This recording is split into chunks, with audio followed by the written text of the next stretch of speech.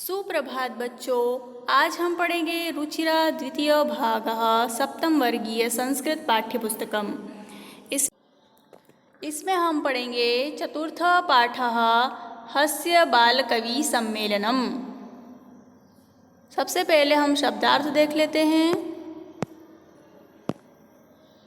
देखिए, अधः का अर्थ होता है नीचे, कोलाहलम का अर्थ होता है शोर, काव्य हंतरः का अर्थ होता है काव्य को नष्ट करने वाले, कालयापकः का अर्थ होता है समय बर्बाद करने वाले, धुरंधरः का अर्थ होता है अग्रणी या श्रेष्ठ, ही का अर्थ होता है आए या आइए, करतल ध्वनिनः का अर्थ होता है तालियों से, अरसिकेभ्यः का अर्थ होता है नीरस जनों को, स्वकीयम का अर्थ होता है अपने, मादृशा का अर्थ होता है मेरे जैसे, हस्तलाघवम का अर्थ होता है हाथ की सफाई, तुंदस्य का अर्थ होता है तोंद के, आवर्तियन का अर्थ होता है फेरता हुआ, धार्यताम का अर्थ होता है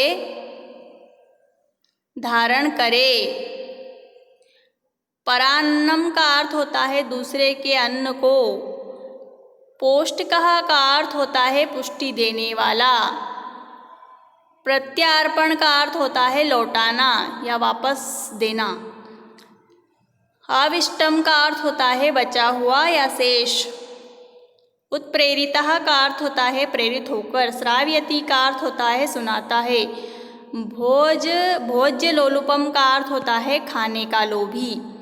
ये सारे शब्दार्थ हैं, आप इन्हें अच्छे से पढ़ना और इनको समझना और याद करना। तो चतुर्थ पाठ पाठ 4 हस्य बाल कवि सम्मेलनम। हास्य बाल कवि सम्मेलनम का अर्थ है हंसाने वाला छोटे बच्चों बालकों का के कवि सम्मेलन, मतलब जहाँ पर छोटे बच्चे काव्य पाठ कर रहे हैं वो कवि सम्मेलन। विविध वेशभूषा धारिणः चत्वारः बालकवयः मंचस्य उपरि उपविष्टः सन्ति।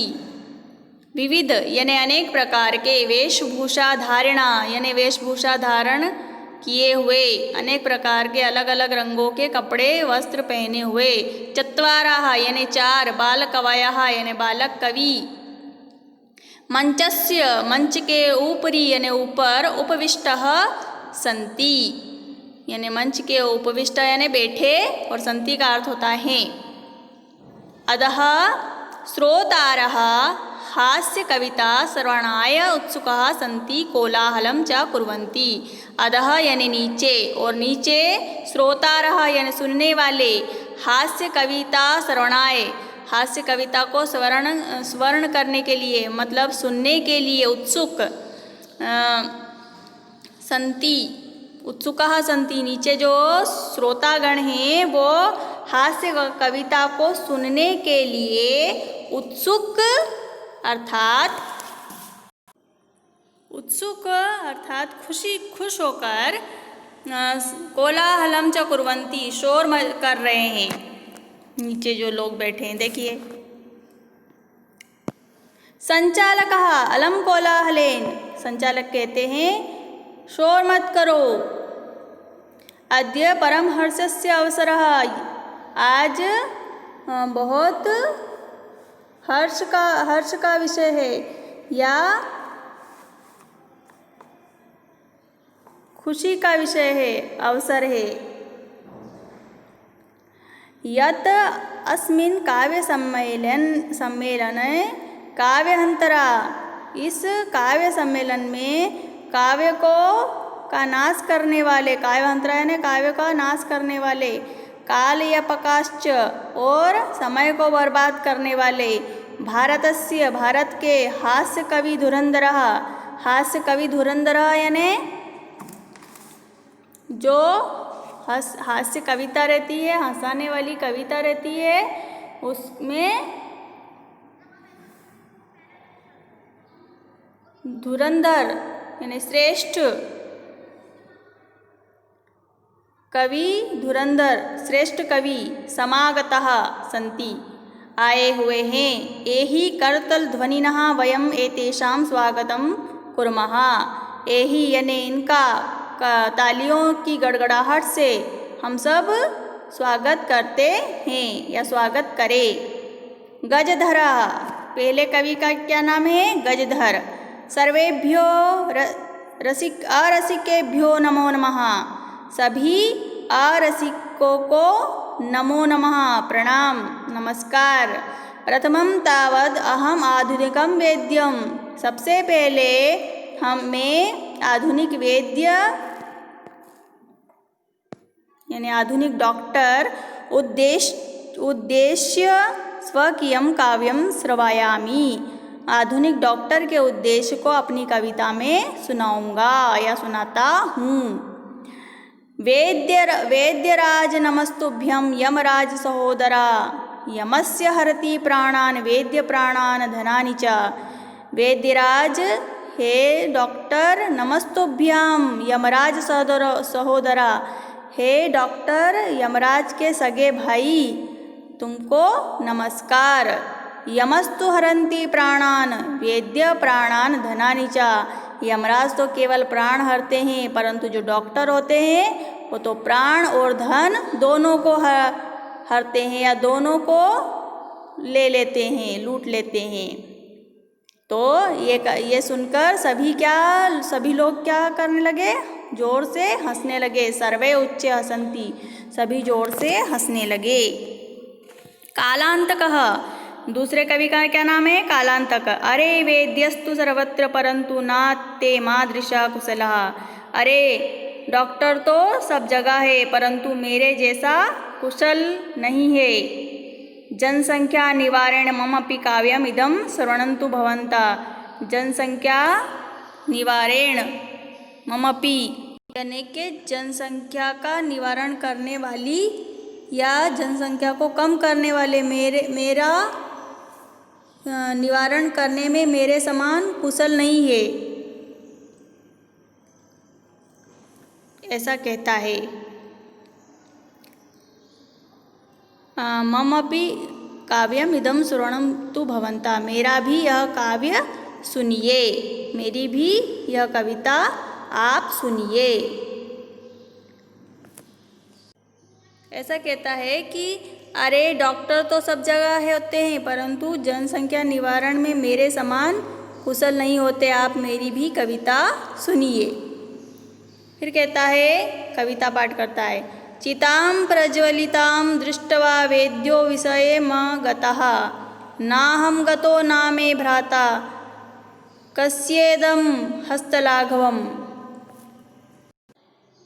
चितां प्रज्वलिता यानी जलती हुई चिता को दृष्टवा यानी देखकर वेद्य विस्मयगता वेद्य हैरानी में पड़ गया। नाहं गतो ना मे भ्राता कस्येदं हस्तलाघवम्। ना मैं गया ना मेरा भाई गया, मतलब यमराज गया। ये किसके हाथ की सफाई है? कस्येदं लाघवम, यह किसके हाथ की सफाई है, ऐसा कहता है। इसका अर्थ है कि जलती चिता को देखकर वेद्य हैरानी में पड़ गया। ना मैं गया ना मेरा भाई गया, यह किसके हाथ की सफाई है? सब फिर हंसते हैं। सर्वे पुनः हसन्ति यानी सब फिर से हंसते हैं। तुंदिलः, तुंदिला यानी मोटे पेट वाला, ये तीसरा कवि है। तो तुंदलस्य ऊपरी हस्तम आवर्तयान, तोंद के ऊपर हाथ घुमाते हुए, कोष्टक में लिखा हुआ है। तुंदिलो अहम भो ममपि इदं काव्यम श्रूयताम जीवने धार्यतम च। मैं तुंदिल हूँ। ममपि इदं काव्यम श्रूयताम, मेरा भी काव्य सुनिए।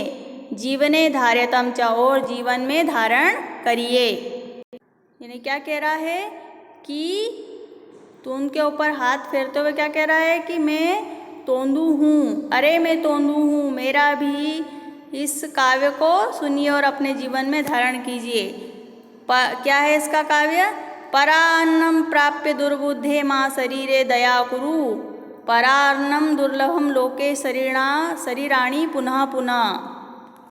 ये क्या कहता है कि हे दुर्बुद्धि, पराये अन्न को पाकर शरीर पर दया मत कर। संसार में पराया भोजन कठिनाई से मिलने वाली वस्तु है। शरीर तो बार बार मिलते हैं। परान्नम दुर्लभम यानी परायान दुर्लभ है। लोके शरीराणि पुनः पुनः, शरीर तो बार बार मिलते रहते हैं परंतु पराया अन्न बार बार नहीं मिलता। और फिर सभी सर्वे पुनः अट्टासम कुर्वन्ति, सब जोर से पुनः हंसते हैं। फिर चारवाक नाम का कवि आता है। चारवाक कहता है आम आम हाँ हाँ अम अम हाँ हाँ शरीराणस्य पोषणं सर्वथा उचितमेव। शरीर का पोषण सर्वथा उचित है। यदि धनम नास्ति तदा ऋणम कृत्वा पौष्टिकः पदार्थेव भोजक्तव्य। कि यदि धन नहीं नास्ति यानी धन नहीं है तदा यानी तब ऋणम कृत्वापि ऋण लेकर भी पौष्टिक पदार्थ एवं भोजक्तव्य। पौष्टिक पदार्थ ऋण लेकर ही पौष्टिक पदार्थ का भोजन करना ही चाहिए या भोगना ही चाहिए। तथा कथ्यति, वह कहता है चारवाक कवि, यावत् जीवते सुखम जीवेत ऋणम कृत्वा घृतम पिबेत। जब तक जियो सुख से जियो, ऋण करके अर्थात कर्ज लेकर घृत घी पियो, ऐसा कहता है वो। श्रोता रहा श्रोतागण, तर्हि ऋणस्य प्रत्यार्पणम कथम। श्रोता कहते हैं कि ऋण कैसे लौटाओ, मतलब वो अगर हमने ऋण ले लिया है तो उसको कैसे लौटाओ, ऐसा पूछते हैं। तो चारवाक कहते हैं श्रूयताम मम अविष्टम काव्यम, सुनो मेरी शेष कविता। घृतम पृत्वा श्रमं कृत्वा ऋणम पर्यंत जनाः। मतलब घी पीकर परिश्रम करो, श्रमं कृत्वा परिश्रम करके ऋण लौटा दो, ऐसा कहता है। काव्य पाठ श्रवणेन, काव्य पाठ को सुनकर उत्प्रेरितः यानी प्रेरित होकर, एक बालको अपि, एक बालक भी अशु कविताम रचयति, एक बालक भी छोटी सी कविता की रचना करता है। हासपूर्वकम च श्रवयाति, और हंसते हुए सुनाता है। बालक कहता है श्रूयताम सुनो सुनो भो, अरे सुनो सुनो, ममपि काव्यम, मेरी भी कविता। गजधरम कविम चेव तुंदिलाम भोज्य लोलुपम, कालांतकाम यत्तथा वेद्यम चार्वाक च नमाम्यहम। क्या कहता है वो कि अरे अरे सुनिए सुनिए मेरी कविता। गजधर कवि और खाने के लोभी या लालची, तुंदिला तोंदू, कालांतक तथा और वेद्य चारवाक को मैं नमस्कार करता हूँ। काव्यम श्राव्यताम हा हा हा इति कृत्वा हसन्ति, अन्ये चापि हसन्ति, सर्वे गृहं गच्छन्ति। काव्य को सुनकर हा हा हा ऐसा करके सब हंसते हैं, और अन्य चापि हसन्ति, और सब लोग, वह भी हंसता है और सब लोग हंसते हैं। सर्वे गृहं गच्छन्ति, और सभी लोग घर चले जाते हैं। आपको ये पाठ पढ़ना है, पुनः पुनः वीडियो देखना है और इसको समझना है। धन्यवाद।